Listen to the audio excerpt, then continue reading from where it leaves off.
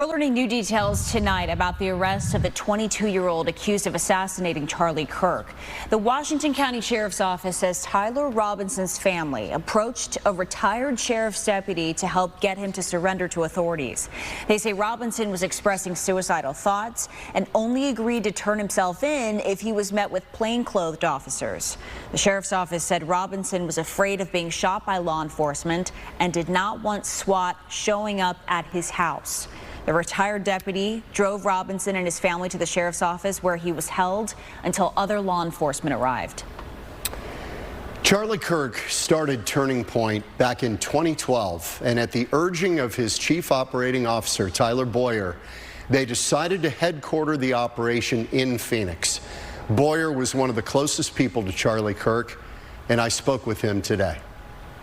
How are you doing, first of all? We're doing good. You know, obviously, all things considered, it's been a week, unlike anything else. I think the hardest part is kind of losing, you know, the person that you would consider one of your closest friends, one of your closest allies. Obviously, we're seeing the flooding of prayers, and we're feeling it. All of our people are feeling it, but we're hanging in there. How is Erika doing?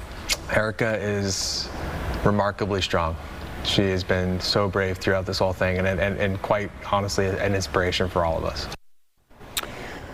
I talked to Bowyer about the tributes and the ugliness on social media since Charlie Kirk's murder, and we talked about the issue of free speech. How would Charlie, since you knew him so well, how would Charlie react to the impulse to cancel or silence people who are speaking critically of him? Yeah, I mean, he would reject it. We actually had a debate on this the week before he passed, before he was murdered. And this issue came up, which was about free speech. And Charlie's position was very, very clear, which is that, hey, bad speech, hate speech, negative speech is part of the First Amendment. So he'd be uncomfortable with these pushes to silence and get people fired?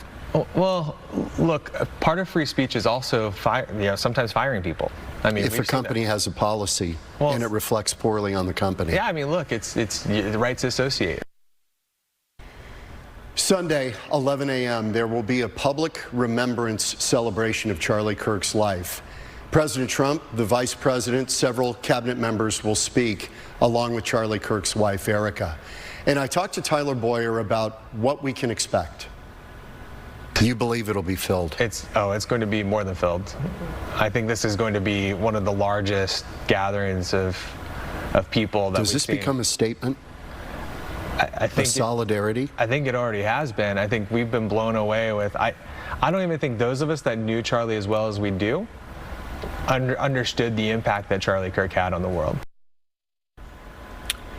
You can catch the full interview with Turning Point's Tyler Bowyer Saturday night on Newsmaker. It airs right after our 10 o'clock news, 10:30, right here on Fox 10.